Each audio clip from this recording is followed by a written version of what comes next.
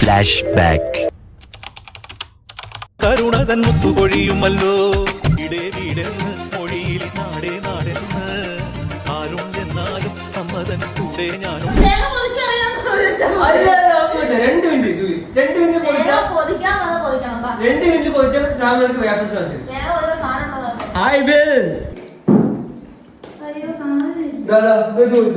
തേങ്ങ ഒതുക്കുന്ന എന്താ വേണ്ടേ?